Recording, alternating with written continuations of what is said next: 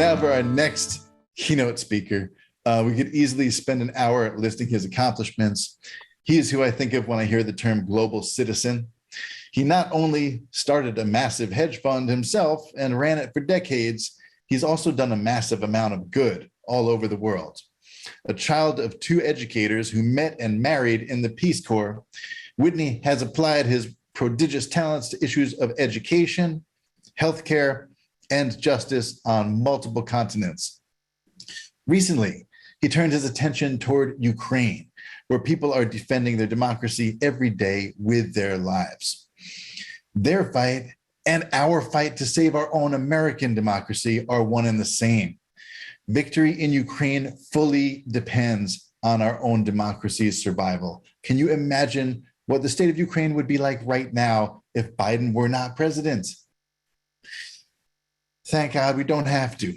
And victory in Ukraine will send a message to the world that, as Lincoln said at Gettysburg, government of the people, by the people, for the people shall not perish from the earth. Now, meet a man who is helping bring that victory closer. I'm honored to introduce Whitney Tilson. Hey, everybody. This is a little strange. I am at the baggage claim at the Punta Cana airport due to a multi-hour delay, and I was freaking out that I wouldn't even be able to get a connection to join you. So forgive me if there's some background noise. I hope you can all hear me. I just, by the way, posted in the chat my contact information and a link to my Dropbox. The slides I'm going to be presenting here are the first 16 slides of a 51-slide presentation about Ukraine that, I sort of update every day. But I just got back from 6 days in the country and wanted to share with you my observations, my takeaway, which I think you will find some of it surprising. So I'm doing a screen share here that I hope you can all see. There is my email address and my cell phone, which I also posted in the chat, but I think it's been buried by 100 more comments since then. But there it is right there. If anyone is interested in following up. As you mentioned, Jason, I've been involved with various crusades. From my first job out of college was helping Wendy Kopp start Teach for America. My first job out of Harvard Business School was helping Michael Porter start the Initiative for Competitive Inner City. So I've been very involved in school reform, criminal justice reform. In the past year, I've raised $15 million for a variety of things in Ukraine, and it's really ramped up in the past month. I've raised $5 million in the past month and delivered 11 ambulances, 4,000 tourniquets. I can't even, I lose track of all the various things that there's so many urgent needs there.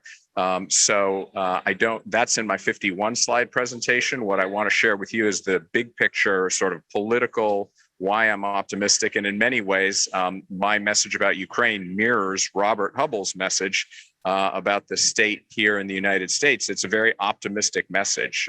Don't believe the naysayers. And in fact, the media, I believe, has the story completely wrong. So let me dive through these slides pretty quickly in the short period of time we have. So this was my 1,600-mile journey, all by car. There are no planes running in Ukraine right now. I flew into Warsaw, drove to Lviv and Kyiv, and then the core of my trip, 4 of the 6 days I was in country, was in the east, ranging from 50 to 6 miles from the front lines, visiting a dozen humanitarian organizations, 4 hospitals, 2 ambulance centers, a refugee center, a children's art center, et cetera. But I was embedded with the military the entire time. I was escorted by a team of 5 commandos in an armored vehicle.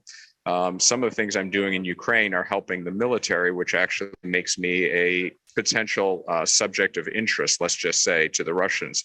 And in fact, my activities there mean the rest of my life, I've been told by a 3-star Army general, I can never set foot in Ukraine or a country that would extradite. I'm sorry, never set foot in Russia or a country that would extradite to Russia because of my activities here. So I can't really talk much about that publicly. I'm just going to talk about publicly, I just talk about the humanitarian stuff.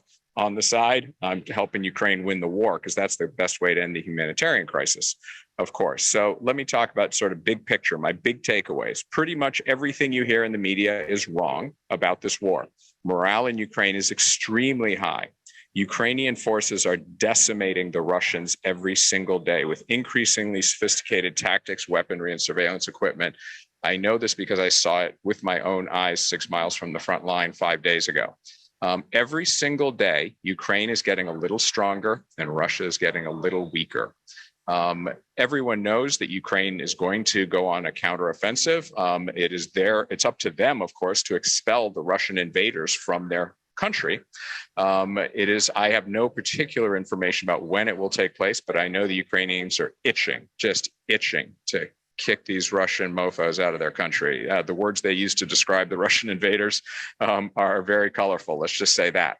I believe that when they do begin the counteroffensive, most likely when the roads, right now it's an absolute mud pit. The entire front line is a cold mud pit. It's virtually impossible to to go on offense. So Ukraine is just hunkered down. The front lines have been very static.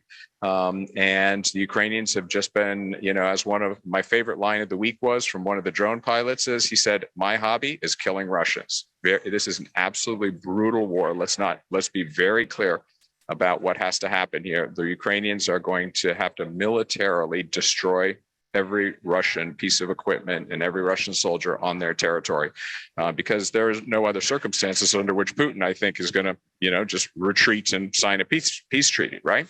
So my view is that Ukraine will be successful. It's hard to know when, but I'm increasingly optimistic that their offensive that might come as soon as May or June will, after a month of bloody fighting, lead to a breakthrough and rapid capitulation of the Russian forces.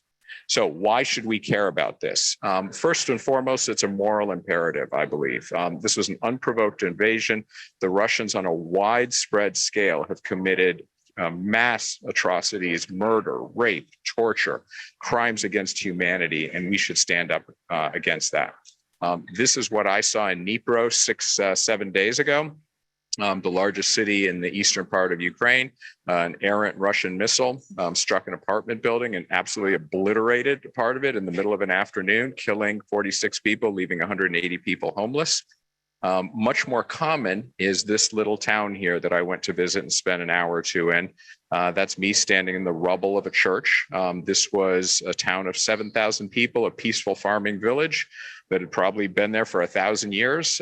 And, the Russians and the Ukrainians, it was a battleground last summer, back and forth, switching control.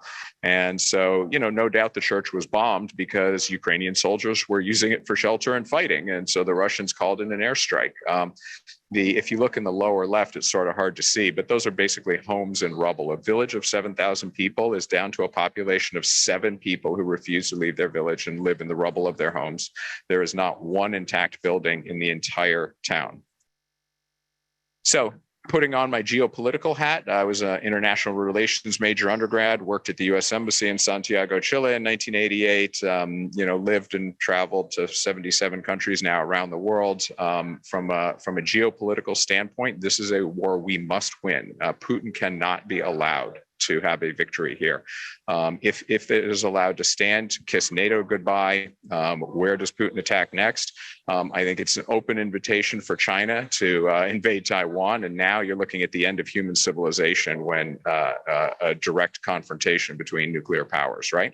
So it is forget, even if you have no moral heart at all, we have to win this on a purely self-interested basis. And by the way, the entire war, the first year of the war, has cost the United States 5% of its military budget, and not one American soldier has died on the battlefield. The Ukrainians have borne all the costs here. So speaking of that, one of the things that inspires me is the Ukrainian people, both the soldiers and the civilians, their courage, their resilience, their spirit. They are fighting for their very existence as a people, and that inspires me.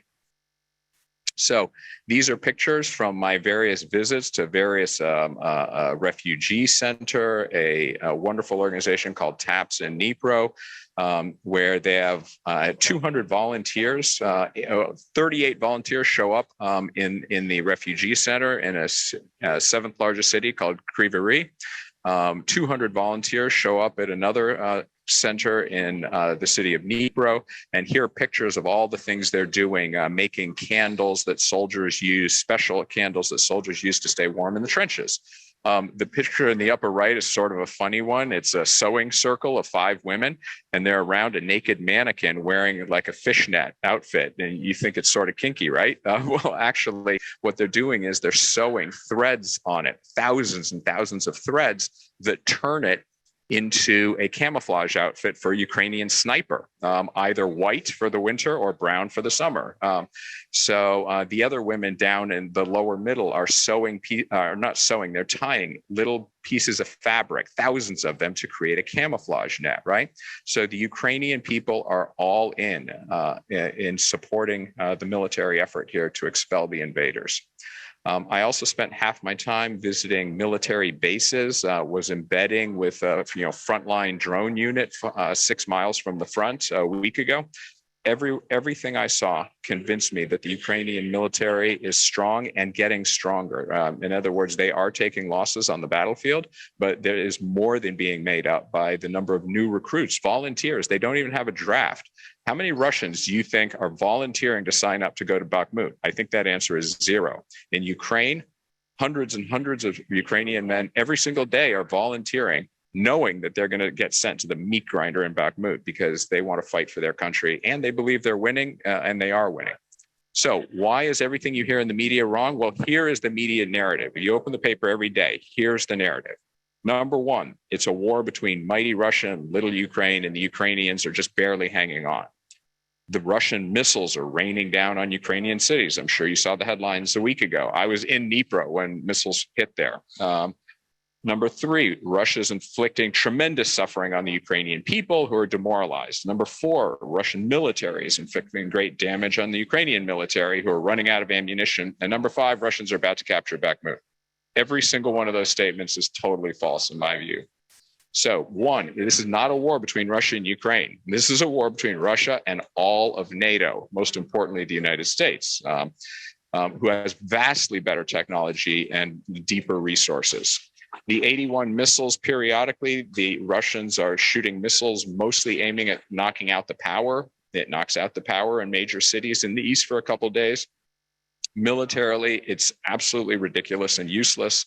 The 81 missiles fired last week, they made the front page of the New York Times. Ukraine shot down 34 of them. Russia burned up half of its hypersonic missile storage arsenal.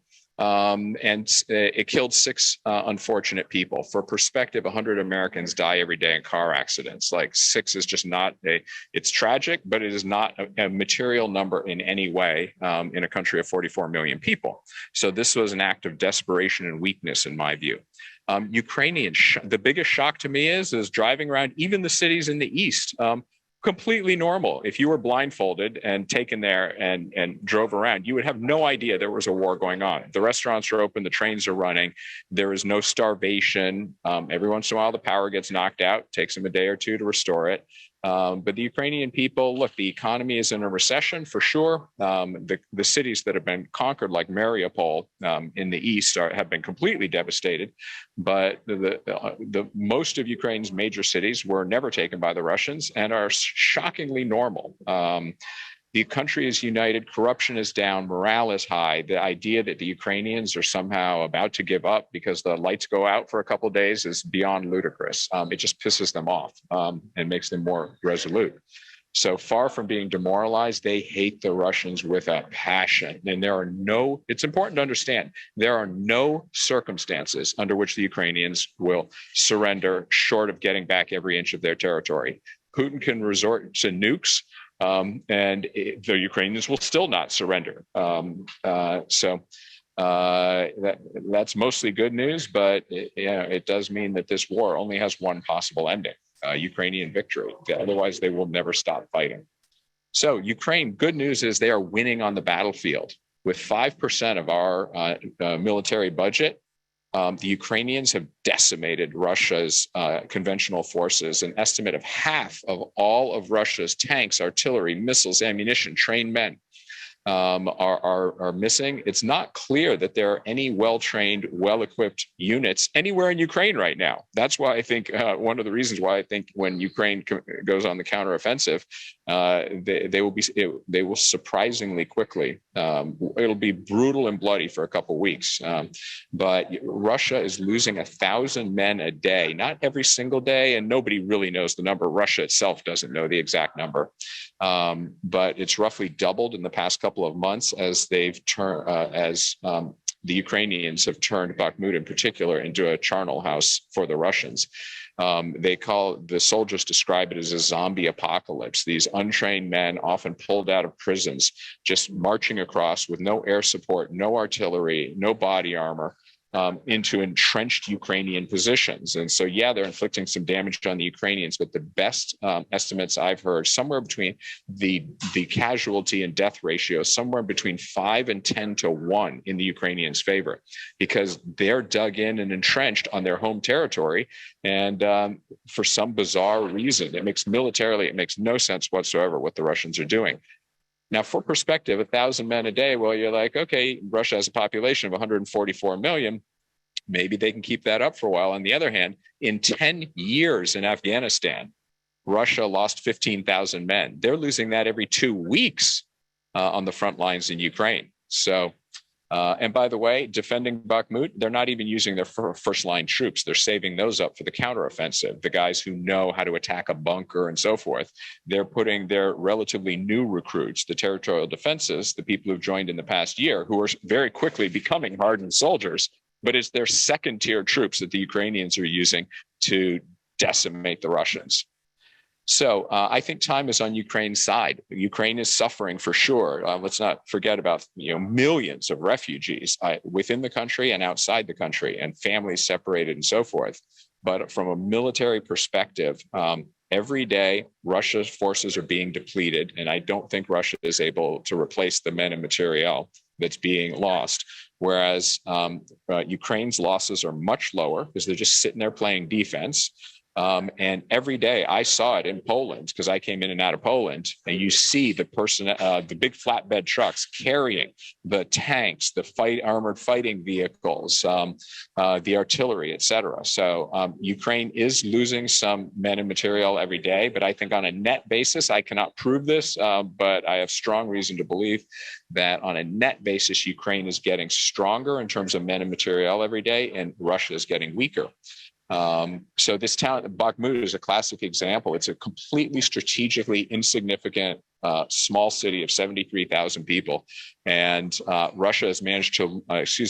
has managed to lure Russia and fool Putin into thinking that if he can just capture Bakhmut, the Ukrainians will capitulate and he can somehow win this war. And instead, the Ukrainians are very cleverly it's a great place to play defense and just slaughter Russians. That's what's going on there. By the way, I don't think they're likely to take Bakhmut. I've heard that some of the initial tanks, like those Leopard 2 tanks you've been reading about, have started arriving. Ukraine is sort of quietly putting them in Bakhmut while pleading for more of them. So why is the story wrong here? Why does everybody have the story wrong? Well, in part, if it bleeds, it leads. Missiles falling on defenseless citizens all makes good for good headlines. But also, it is in fact in Ukraine's interest to appear weak. It lures Russia into these doomed attacks. When Ukraine goes on the counteroffensive, it's much better if the narrative is that Ukraine has been so weakened, there's no possible way they can go on the offensive, when in fact they're getting stronger every day and are very much ready to go on the offensive. It certainly wins sympathy in the West to be the victim here, and they get more support that way. Think about pressuring Germany to release those Leopard 2 tanks. A lot of pressure on Germany to help Ukraine, because they're suffering so much and Bakhmut is about to fall. Imagine if the headlines were Ukrainian forces decimating Russians every day, right? So for all of these reasons, the story that you may have seen in the Washington Post a day or two ago about, the terrible losses Ukraine is taking, et cetera, et cetera. I actually think Ukraine planted that story as deliberate misinformation to fake out the Russians into thinking they're on the verge of taking Bakhmut. So this is my final slide. My conclusion: the Ukrainian tiger is about to devour the Russian bear.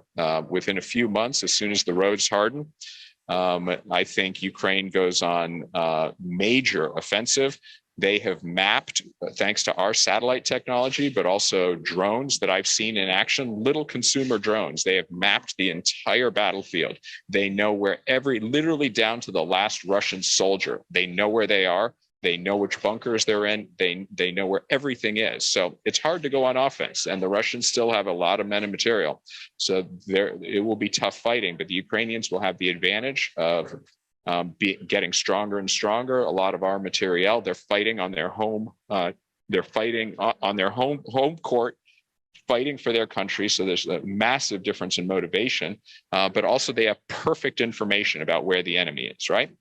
So I predict some hard fighting, and we need to help Ukraine now. That's one of the reasons why I've delivered 11 ambulances, and I have 16 more on the way.